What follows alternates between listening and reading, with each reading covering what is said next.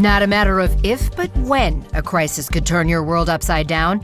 I'm Roshini Rajkumar, crisis strategist, licensed attorney, and host of The Crisis Files. In each case file, we explore a real crisis or a ripped from the headlines controversy. My crisis squad and I are here to find solutions. I also bring in newsmakers with key insights on our selected crisis. Our suggestions are meant to empower you to handle your own crisis or prevent crises from happening. We do not provide legal, financial, medical, or PR advice for particular situations, but strongly recommend you seek out professionals to help your specific need. A serious topic today, but one that appears to have a silver lining. Brad Madson joins me. He is former head of community affairs for the Minnesota Vikings. One of the worst days during Brad's 26-year tenure with the Vikings, the tragic death of Korey Stringer in August 2001 at the age of 27. Reports said the offensive tackle died from complications of heat stroke during training camp. Jump ahead to January 2nd, 2023. Many of us saw the collapse of Buffalo Bills safety Damar Hamlin during a game against the Bengals. We're here to talk about how far the NFL has come while we keep watch over Damar's continuing recovery. In the case file I call Damar Strong. Brad, I'm so glad you're here because you have such unique insight. Take us back to that terrible time in August 2001. Well, it was shocking. Nobody expects that within the first week of training camp. And Korey is such a beloved guy, great sense of humor.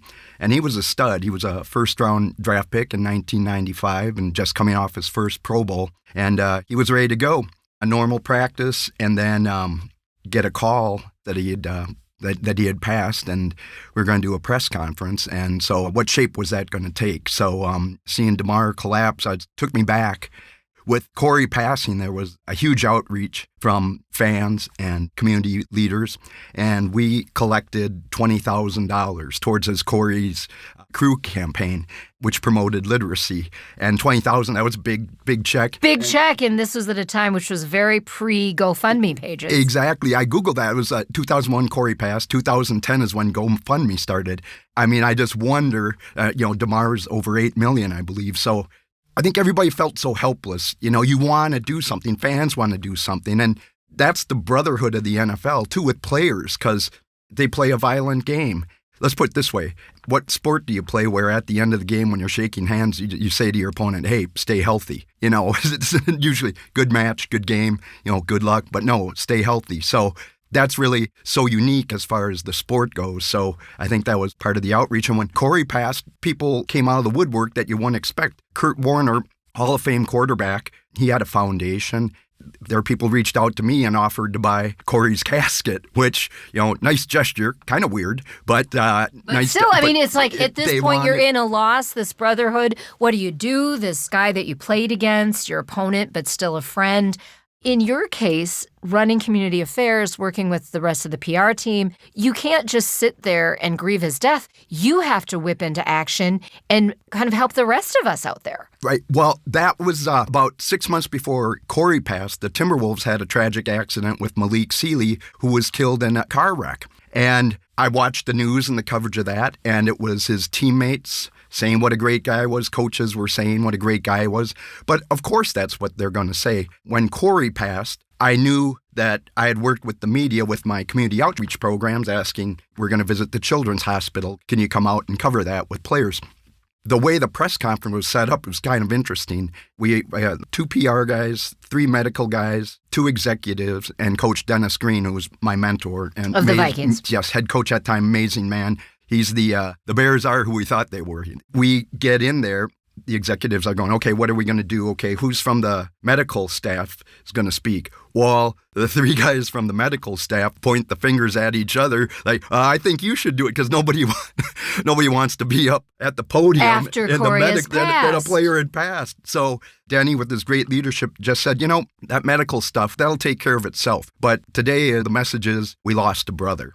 That was the tone we took in the press conference. And what I did, having seen just the teammates and coaches speak about Malik, I wanted to give Korey more of a legacy. So I called his teachers who he worked with at Bancroft Elementary, which is a school located just a few blocks from George Floyd Square, and got them on board. I said, hey, I'm going to give your phone number. I'm going to this press conference. I'm going to give your phone numbers out to all the reporters, and I'll keep you posted who's interested in all that. And then he also had a program with literacy with the St. Paul Public Libraries, spoke to them.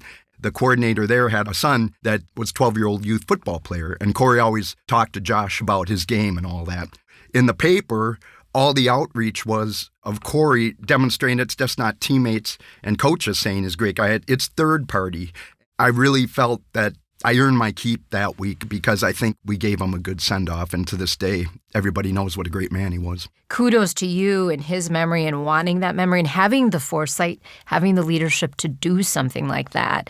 He was also a trailblazer without ever knowing it because ever since he did pass, the NFL, the medical teams take heat a lot more seriously. And we've seen, at least in my past life as a TV reporter and also current life just watching the NFL, the whole head injury and concussion pieces have grown. But it's almost like back in Korey's time, none of that was really common discussion. 100%. And later in the camp, then we had huge umbrellas and water breaks. It changed everything. That same camp. It was a crazy time, but the NFL adjusted, just like with the concussion protocol. And I oversaw youth football, too, and the new technique of tackling was called heads-up football. So you don't lead with your head down, you keep your head up. I remember when then that was brought into the NFL level, and people were aghast saying, oh, are they going to play the game? And I remember the great Alan Page saying, players are going to adjust, because if you don't adjust, you're going to get fired, and they'll find somebody else who can play by the rules. And why don't we adjust? Because then maybe we won't get injured and possibly die. Right. I mean, there are a lot of things, right? So we've seen so much. And one of the things I wanted to talk about with you, Brad, is time is really of the essence. And when we look at the Damar Hamlin situation, that medical team was on the field right away. In fact, several of them are getting such praise for how they resuscitated him when seconds matter. Oh, totally. It's one thing to be a certified athletic trainer, but how are you going to respond when the lights are on, when it's go time? And those guys were amazing. I remember Eric Sugarman at the Vikings, our head athletic trainer, when E.J. Henderson had his catastrophic injury where his femur was snapped during a game. And they acted right away, got him to a hospital down there, essentially saved his career, and through their training of him, got him back the next season, and he made the Pro Bowl. Same thing with Adrian Peterson, 3 tears in his knee, and the athletic trainers got him back to another superstar level. To be a trainer in the NFL, you're the best of the best. Right, and that also just with regular people, time is of the essence. If someone collapses like that, it is so important that good CPR is administered as quickly as possible. The reaction from not only the NFL, I mean, that has been incredible with all these teams. And in this past weekend's games, the first official games after the January 2nd collapse, everyone wearing the number 3 on their jerseys, so many teams just calling out to him, and the Bills having a great win and a great start to that game.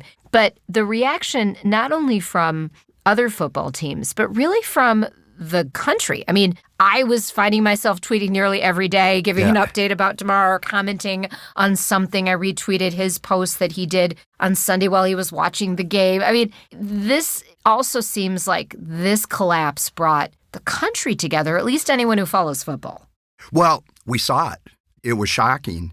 You could just see Stephon Diggs, who played for the Minnesota Vikings. He was in tears. And these guys have seen guys get stingers and injuries, but this, you knew that, oh man, this looks bad.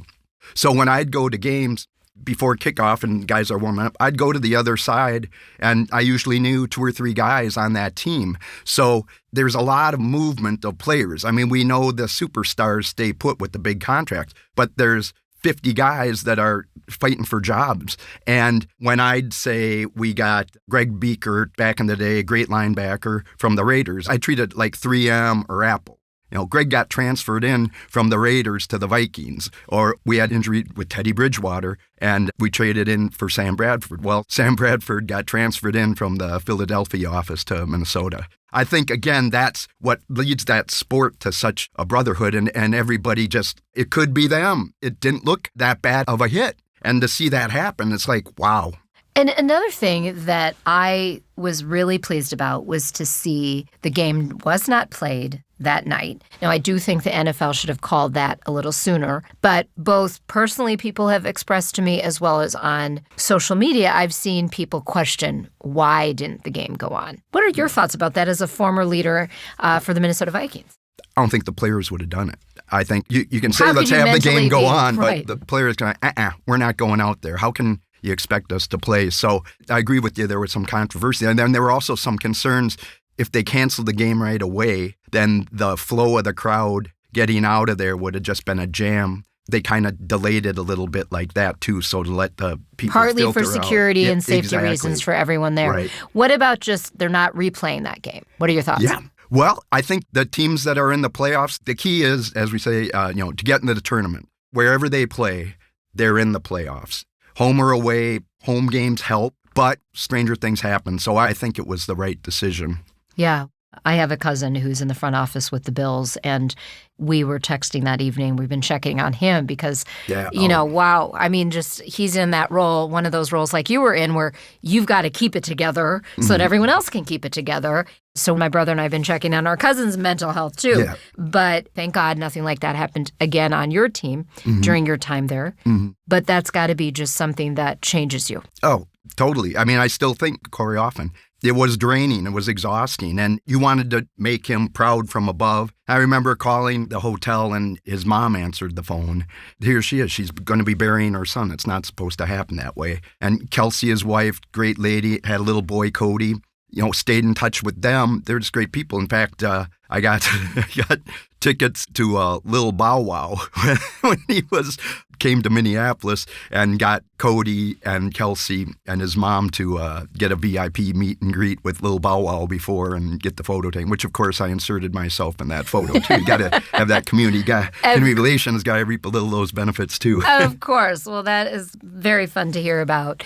Well, the good news, as we talk today on January 9th, 2023, 1 week after the collapse of Damar Hamlin, he is doing well, expected to be released from the hospital this week. So maybe by the time our listeners hear this, he'll even be out of the hospital, which is so great, so amazing. Also a testament to the 24-year-old Damar and his physical strength. I don't think, no matter how good the CPR is, if you are not an amazing specimen of a human being in great health, I would think it's even more difficult to have this recovery that Damar has had. 100%. Yep, world-class athlete. I've got one more story as far as Korey and the brotherhood and just the teammates. There was a player on our team named Lemansky Hall, and he was a linebacker. His locker was next to Korey Stringer's. So we were doing a school visit and taking questions from the kids. One of the students said, what's it like to have a player die? And Lemansky said, well, Korey's locker was next to mine. And if you think of a NFL locker room and you think of your health club, at the time, at the Vikings Winter Park facility, was pretty crowded, not that big. After practice, you'd go in there, it'd be like a hurricane had come through. Tape, athletic tape, shorts, socks, flip-flops, all over the place. We called the front of our locker our yard. It's just their little space, little 3x3 space in front of them, but it was their territory. That's their office, basically. So you'd say something like, hey, Lemansky, your flip-flops in my yard, move it.